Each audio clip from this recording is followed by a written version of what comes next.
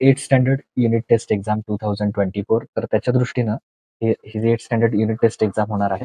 तर त्या दृष्टीनं आपण एक प्रॅक्टिस क्वेश्चन पेपर तुमच्यासाठी बनवला, जेणेकरून या युनिट टेस्टमध्ये तुम्ही एक्झामचं प्रिपरेशन करत असताना याच्यासारखे क्वेश्चन्स, या पॅटर्नमध्ये जे क्वेश्चन्स आहेत ते तुम्हाला एक्झाममध्ये दिसतील, आणि जेणेकरून एक्झामपूर्वी तुमची जी प्रॅक्टिस आहे तर ती प्रॅक्टिस काय होईल, अतिशय चांगल्या प्रकारे होईल. त्यामुळे हा जो प्रॅक्टिस क्वेश्चन पेपर आहे याचा नक्की तुम्ही स्टडी करा, आणि यासारखे क्वेश्चन तुम्हाला तुमच्या एक्झाममध्ये व्हॅल्यू चेंज असतील, थोडेसे डिफरंट असतीलही, पण हा प्रॅक्टिस क्वेश्चन पेपर तुम्हाला तुमच्या मॅथमॅटिक्सची तयारी चांगली करू.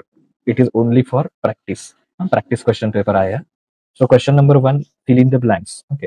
आता एकतर हा question fill in the blanks असेल, किंवा तुम्हाला ऑप्शन पण दिले जातील. ओके. तर दोन्ही पद्धतीने असेल. मी इथं घेतलेला question fill in the blanks. So pi is dot dot number. कुठल्या टाईपचा नंबर आहे? रॅशनल आहे, इरॅशनल आहे, नॅचरल नंबर आहे, होल नंबर आहे. तर पाय कुठला नंबर आहे तर ते तिथं तुम्ही नोट करायचं. So pi is, okay, fill in the blanks मध्ये काय येणार आहे? Irrational number. कुठल्या टाईपचा नंबर आहे तो? Pi is irrational number. Okay. So that is the answer of first one. Pi कुठल्या टाईपचा नंबर आहे? Pi is irrational number. Next one, the centroid divides each median of triangle in the ratio. Suppose हा triangle आहे, तर ट्रायंगलचे तिन्ही median, median म्हणजे काय, तर समोरच्या साईडचे दोन इक्वल पार्ट करणारे मीडियन, तिन्ही मीडियन जिथे एकत्र येतात, ओके, त्यांना काय म्हणायचं? सेंट्रॉइड. ट्रायंगलचे तिन्ही मीडियन, मीडियन म्हणजे काय, ट्रायंगलच्या समोरच्या साईडचा इक्वल पार्ट करणारा. तर मीडियन ज्यावेळी एकमेकाशी एकत्र येतात, तिन्ही, ओके, असे तर एकत्र येतात, तर ते प्रत्येक साईडला, किंवा सॉरी, एकमेकांना कसे डिवाइड करतात. आता समजा हा मोठा पार्ट आहे मीडियनचा 2, लहान पार्ट किती असतो? 1. म्हणजे 2:1 या रेशोमध्ये ते काय करतात? एकमेकाला, एक्झॅक्टली 2 नसतो, रेशोमध्ये, ओके, 2:1 या रेशोमध्ये डिवाइड करतात. ओके.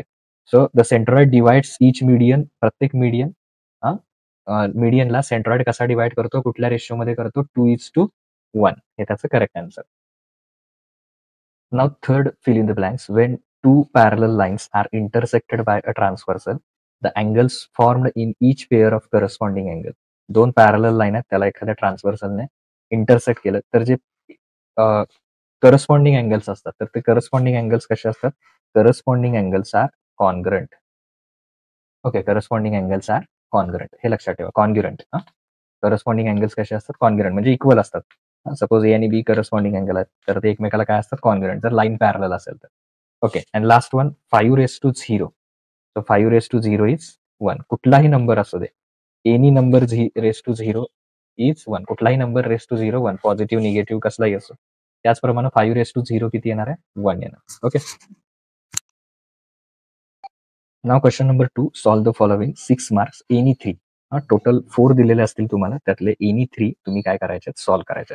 आता याच्यामध्ये सॉल्व करत असताना फर्स्ट आहे, right in the form of power of route.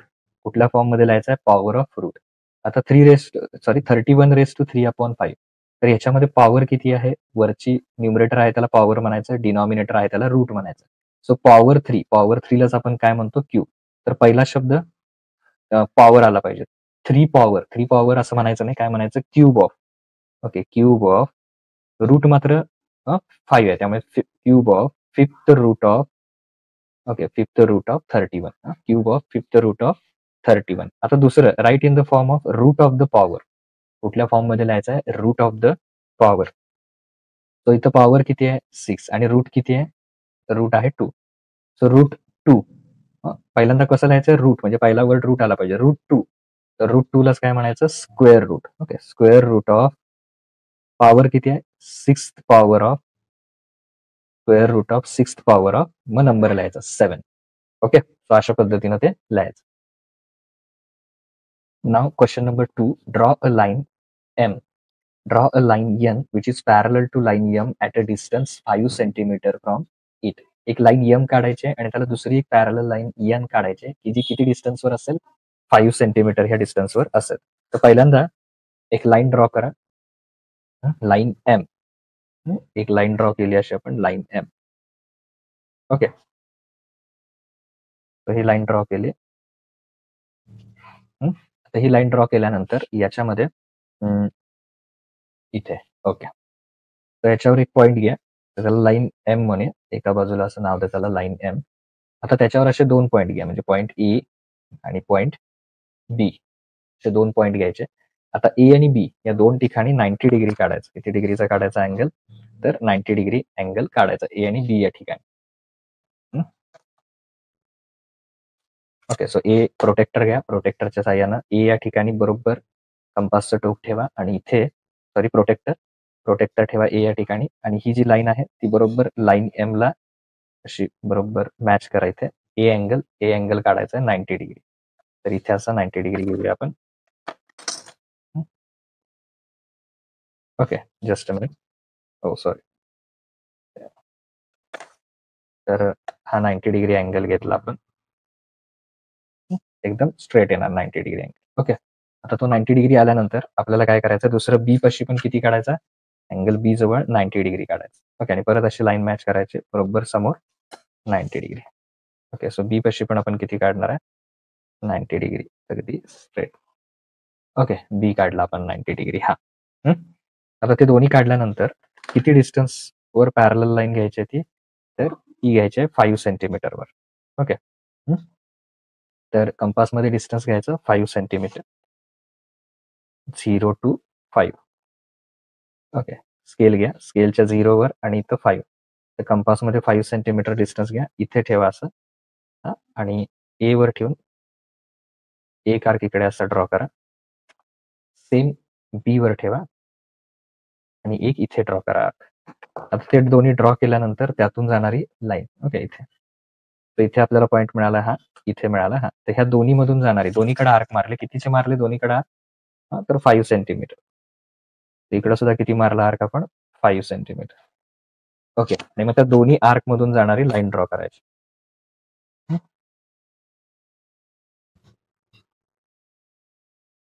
तर ही दुसरी लाईन त्याला काय असणार आहे, पॅरलल असणार आहे. तर त्या लाईनला नाव काय द्यायचं, एन. Line N. तर ती त्याला काय असणार आहे, त्या लाईनला पॅरलल लाईन तिथं ड्रॉ करायची. तर अशा प्रकारे 5 सेंटीमीटर डिस्टन्सवर ती लाईन पॅरलल ड्रॉ करायची. Now question number 3, compare the following numbers, -7/11, -3/11. तर हे काय करायचे आपल्याला, कम्पेअर करायचे नंबर. सो फर्स्ट नंबर आहे, as it is write down करूया, -7/11 आणि -3/11. आता हे जर कम्पेअर करायचे असतील तर दोघांचे डिनॉमिनेटर सेम पाहिजेत. -7/11 ला इकडच्या 4 ने मल्टिप्लाय करायचं. का, कारण डिनॉमिनेटर सेम करूया. सो -7/11 याला 4 ने मल्टिप्लाय केला, आणि 11 ला सुद्धा, म्हणजे -7 ला 4 ने, 11 ला सुद्धा 4 ने. ओके, तसंच इकडे -3 आणि इकडचा 4 याला कितीने मल्टिप्लाय करायचं, 11 ने. तो याला -7/11 ला 4 ने क्रॉस मल्टिप्लिकेशन, -3 ला 3/4 ला 11 ने. तो आधी 11 मल्टिप्लाय 4 किती येणार, 44. तसंच इकडे पण किती येणार, 44. म्हणजे डिनॉमिनेटर सेम झाला. आता हे आन्सर्स बघूया, आन्सर्स किती येत आहेत. तर याच्यामध्ये जस्ट अ मिनिट, 7 मल्टिप्लाय 4, 7 4 जा 28, 7 4 जा 28. साइन कुठलं येणार, -28. 7 4 जा 28, -28. 3 मल्टिप्लाय 11, 33, -33. ओके, -28 आणि -33. ओके, तर ह्या दोन्हीमध्ये डिनॉमिनेटर सेम आहे. तर याच्यातला -28 आणि -33, तर याच्यामध्ये दोघं निगेटिव्ह आहेत. तर निगेटिव्ह मध्ये 28 आणि 33 मध्ये मोठा 33, पण निगेटिव्ह मध्ये कोण येणार मोठा, -28. कारण निगेटिव्ह आहेत दोघं पण, त्यामुळे -28 ग्रेटर येणार. मग इकडची साईड ग्रेटर आली, म्हणजे -7/11 हे मेन आपले नंबर होते. हे शेवटी राईट डाऊन करा, हे विसरतात बरेच जण. हे नंबर नव्हते आपले, हे होते. इकडची साईड म्हणजे लेफ्ट हँड साईड ग्रेटर आली, त्यामुळे खाली पण काय लिहिणार, left hand side greater. -7/11 is greater than -3/4. Okay, now question number 4, draw an acute angle triangle PQR. Draw all its altitude, name the point of concurrence O. तर आपल्याला काय करायचं आहे, अक्यूट अँगल ट्रायंगल PQR काढायचं. त्याचे सगळे altitudes काढायचे आहेत आणि त्याचा पॉइंट ऑफ कॉन्करन्सला O नाव द्यायचं आहे. तर एक पहिल्यांदा अक्यूट अँगल म्हणजे त्यातले सगळे अँगल 90 डिग्रीपेक्षा लेस असतील असा एक अक्यूट अँगल काढूया आपण आणि त्याचे तिन्ही अल्टिट्यूड्स आहेत ते ड्रॉ करूया. Okay, suppose triangle P Q R त्यांनीच दिलंय ना, सो पी क्यू आर हा अक्यूट अँगल ट्रायंगल काढला. तर याच्यामध्ये प्रत्येकामध्ये काय काढा तुम्ही, अल्टिट्यूड काढा. अल्टिट्यूड म्हणजे व्हर्टेक्स पासून समोर परपेंडिक्युलर काढायचं. ही लाईन बरोबर याला मॅच करायची, साईडला खाली आहे ती, आणि याच्यातून असं परपेंडिक्युलर टाकायचं.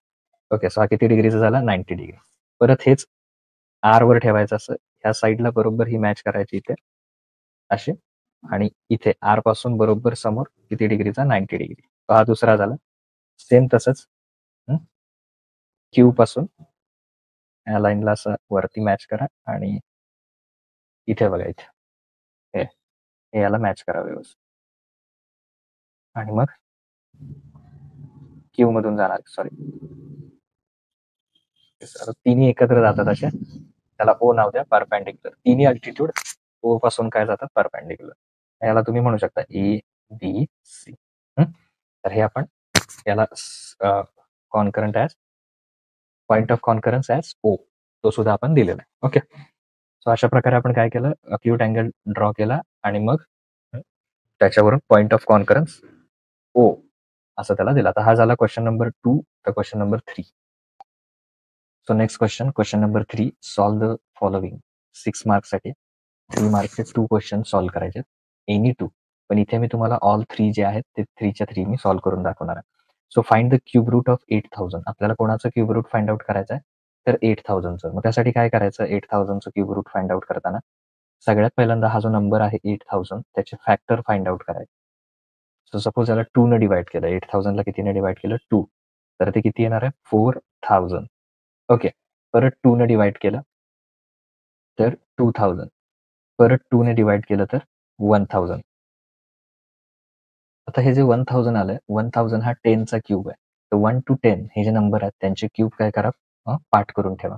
मग आता बघा 8000 जो आहे नंबर, 1 to 10 पाठ करा. त्यापैकी कुठला तरी क्यूब आपल्याला मिळाला की तिथं स्टॉप करायचा. म्हणजे 8000 चे फॅक्टर पाडत आणले आपण. कुठले कुठले फॅक्टर आहे, 2 2 2 2 मल्टिप्लाय 2 मल्टिप्लाय 2, आणि शेवटचा फॅक्टर हा आपण 1010चा क्यूब आलोय म्हणून आपण थांबलो. आता काय होतं बघा, 8000 is equal to 2 multiply 2 multiply 2 हे आहे तसे घेतले. आता 1000 कुणाचा क्यूब आहे, 10 मल्टिप्लाय 10 मल्टिप्लाय म्हणजे 10चा क्यूब आहे, 3 टाइम्स. मग आता क्यूब रूट ऑफ 8000. तर इकडे काय करायचं, क्यूब रूट फाइंड आउट करताना या 3 मधनं एक घ्यायचा म्हणजे 2. ओके, ह्या तिघांच्या मधून एक घ्यायचा आणि ह्या 3 मधून पण एक घ्यायचा म्हणजे 10. सो 2 मल्टिप्लाय 10 किती, 20. So cube root of 8000 is 20. तर हे त्याचं काय असणार आहे, आन्सर असणार आहे. तर अशा प्रकारे आपण cube root of 8000 find out करू शकतो. ओके, तर आता पुढे third question, point G is the centroid of triangle ABC. हा जो पॉईंट जी आहे तो ट्रायंगलचा काय आहे, सेंट्रॉइड आहे. तर तो जर सेंट्रॉइड असेल तर length of R G is equal to 2.5, then length of G C. आता बघा, पॉईंट जी, त्याचा आन्सर मध्ये पहिल्यांदा आहे ते वाक्य लिहायचं, सेंटेन्स लिहायचं. Point G is centroid of triangle ABC. Point G काय आहे, ट्रायंगल एबीसीचा सेंट्रॉइड आहे. ओके, जर सेंट्रॉइड असेल then therefore G divides, divides each median in ratio 2:1. कुठल्या रेशो मध्ये डिवाइड करतो, प्रत्येक मीडियनला 2:1. म्हणजे आता बघा, हा जो एपी आहे हा एक मीडियन आहे, आरसी आहे, बीक्यू आहे, त्या प्रत्येकाला तो जी काय करतो, 2:1 मध्ये डिवाइड करतो. म्हणजे आता पहिल्यासाठी जर म्हटलं तर पहिल्यामध्ये बघा आर जी आणि जी सी हे आपल्याला फाइंड आउट करायचं. तर लहान पार्ट कोणता आहे, आर जी, मोठा पार्ट कोणता आहे, जी सी. तर पहिल्यांदा जी सी घ्यायचं. Therefore G C is to, बघा मोठा पार्ट कोण, जी सी, आणि लहान पार्ट कोण आहे यातला, R G. G C is to R C, sorry R J, G, sorry, G C is to R G किती असणार आहे, 2:1. म्हणजे थोडक्यात G C upon R G किती असणार आहे, 2/1 असणार आहे. Okay, G C upon R G किती असणार आहे, 2/1. मग आता याच्यामध्ये जी सी शोधायचा आहे आपल्याला. ओके, जी सी किती येतोय तो शोधायचा आहे. त्यातला RG किती दिलेला आहे पहिल्यामध्ये जर बघितलं तर आपण RG किती दिलेला आहे 2.5 तर 2 घेऊया 2.5 2:1. आता हे सोडवायला घेऊया. हे सोडवायचं असेल तर क्रॉस मल्टिप्लिकेशन करायचं म्हणजे कसं करायचं GC मल्टिप्लाय 1 हे cross multiplication is equal to 2 multiply 2.5. So GC multiply 1 म्हणजे किती येणार GC येणार 2.5 ला कितीनं मल्टिप्लाय करणार 2 मल्टिप्लाय 2.5. ओके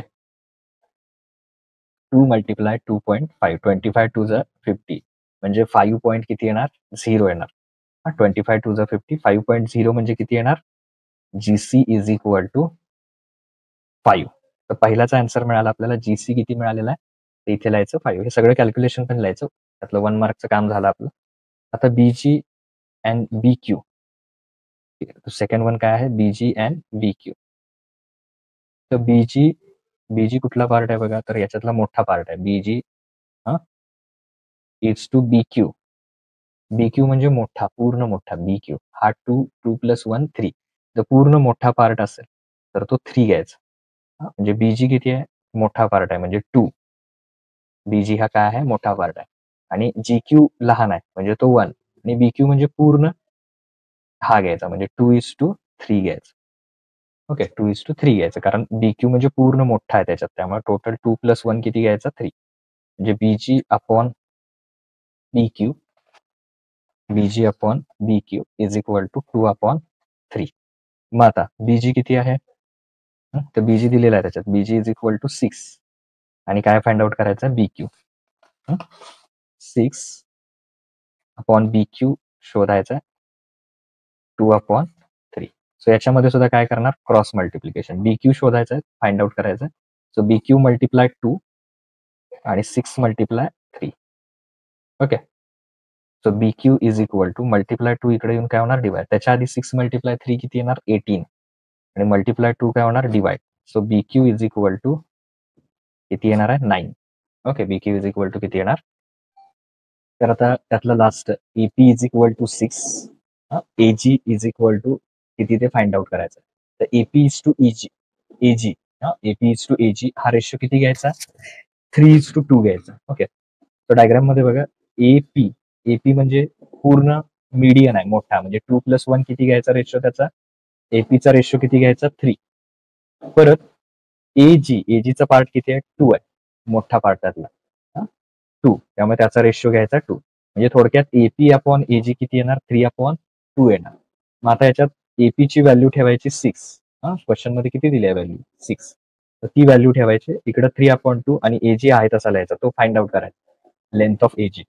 मग क्रॉस मल्टिप्लिकेशन AG मल्टिप्लाय 3 हे दोन्ही क्रॉस मल्टिप्लिकेशन घ्यायचे AG मल्टिप्लाय 3 आणि इकडे 6 मल्टिप्लाय 2 मग 6 मल्टिप्लाय 2 किती येणार 12 आणि हा मल्टिप्लाय 3 काय होणार डिवाइड सो 12 डिवायडेड बाय 3 म्हणजे AG किती येणार त्याच्यामध्ये 4 येणार. ओके सो AGची व्हॅल्यू 4 ही फाइंड आउट करायची अशा प्रकारे.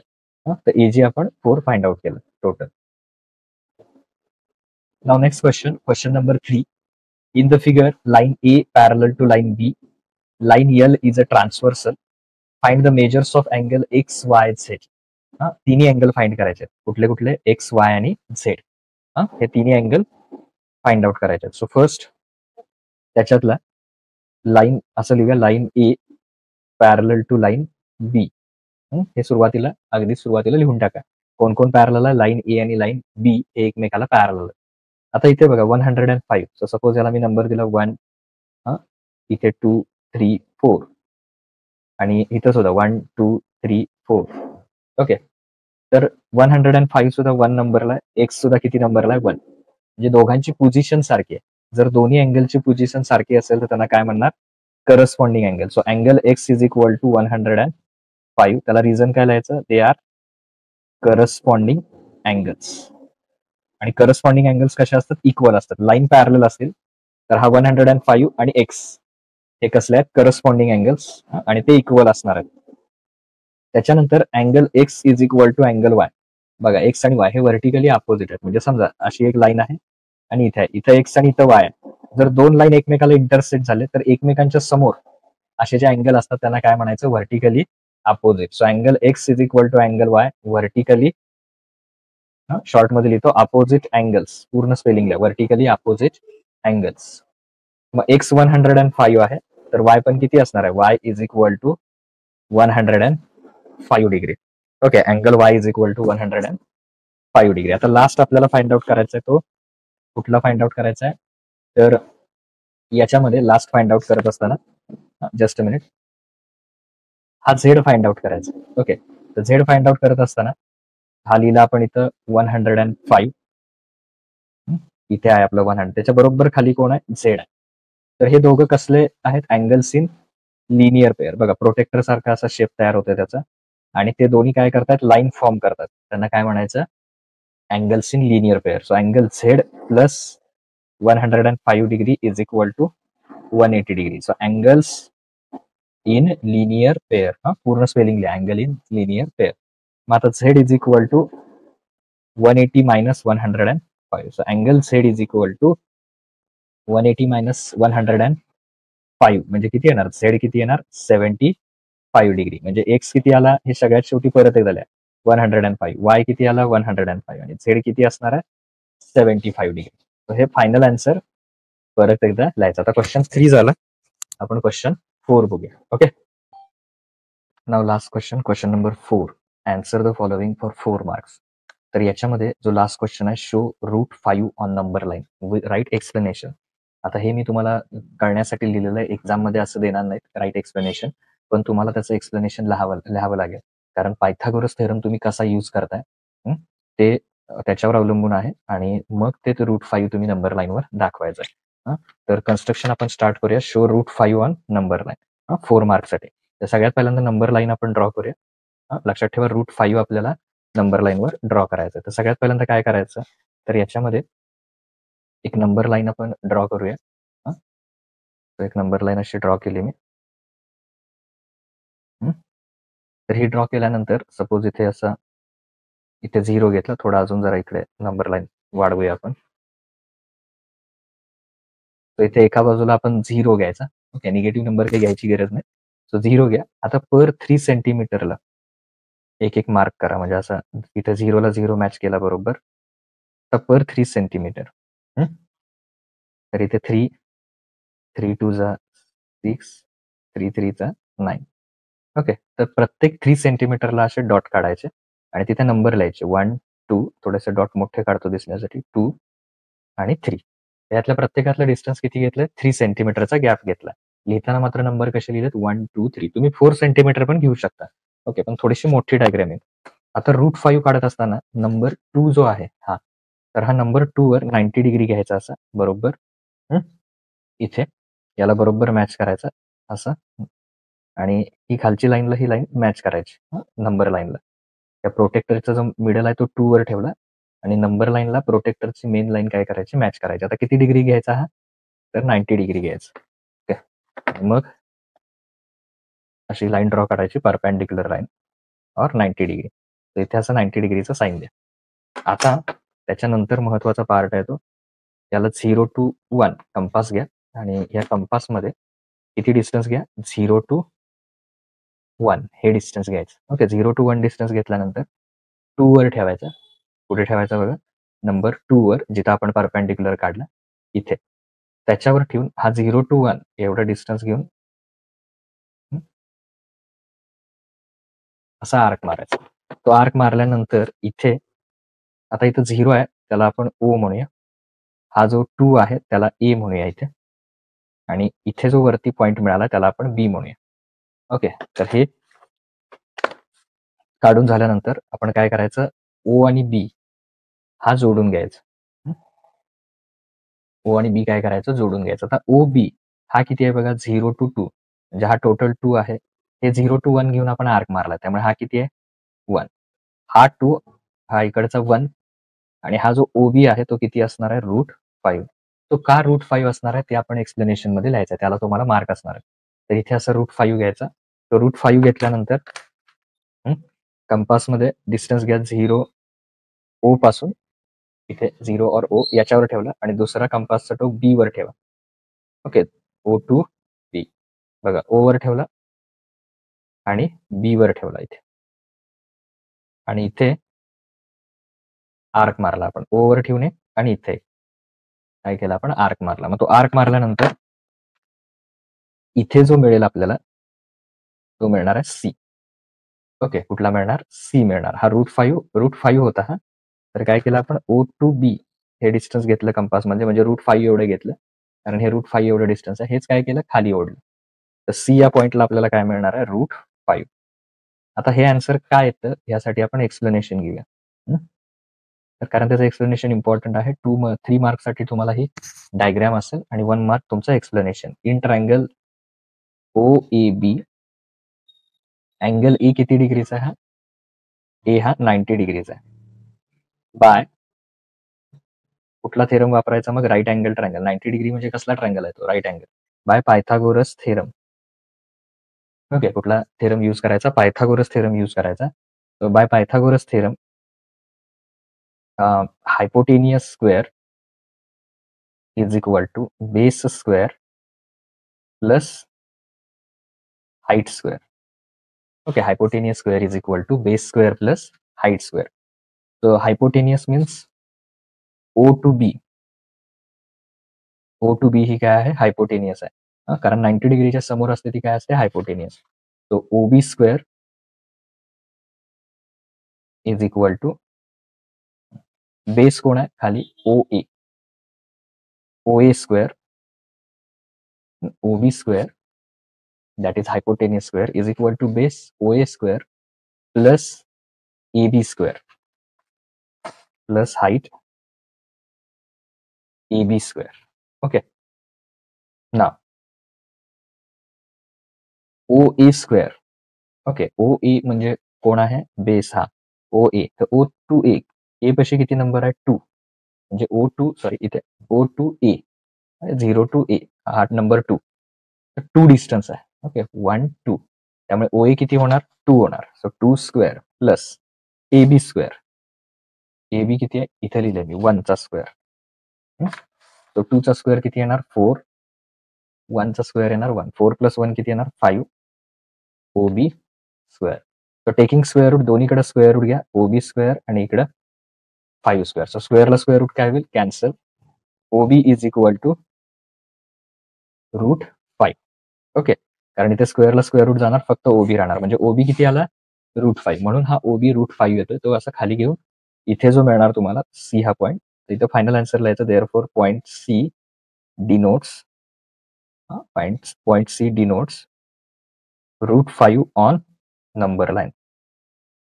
Okay, point C denotes root 5 on number line. तर पॉईंट सी काय करतोय, नंबर लाईनवर रूट 5 हा आपला डिनोट करतो. ओके, सो हे एक्सप्लेनेशन आणि तुमची डायग्राम याला मिळून टोटल तुम्हाला किती मार्क्स मिळतात एक्झाम मध्ये, 4 मार्क्स. मे बी 3 मार्क्सला येईल. रूट 5 ऐवजी मे बी रूट 7 येईल. ते सुद्धा प्रिपरेशन करा. इथं आपला क्वेश्चन पेपर संपतोय. तुमचे 8th स्टँडर्डचे जे प्रॅक्टिस सेट आहेत त्याचे सुद्धा आपण सगळे प्रॅक्टिस सेट युनिट टेस्टचे व्हिडिओ बनवलेले आहेत. एकतर तुम्हाला इथे दिसेल असं, इथे किंवा इथे. तर ह्या दोन्हीपैकी कुठल्याही एकावर क्लिक करून तुम्ही काय करू शकता, 8th स्टँडर्डचे जे मॅथमॅटिक्स प्रॅक्टिस सेट आहेत ते एक्झाम पूर्वी नक्की बघू शकता. ओके, जेणेकरून बाकीचे क्वेश्चन आहेत ते सुद्धा तुमचे चांगले प्रिपरेशन होईल. Okay, thank you.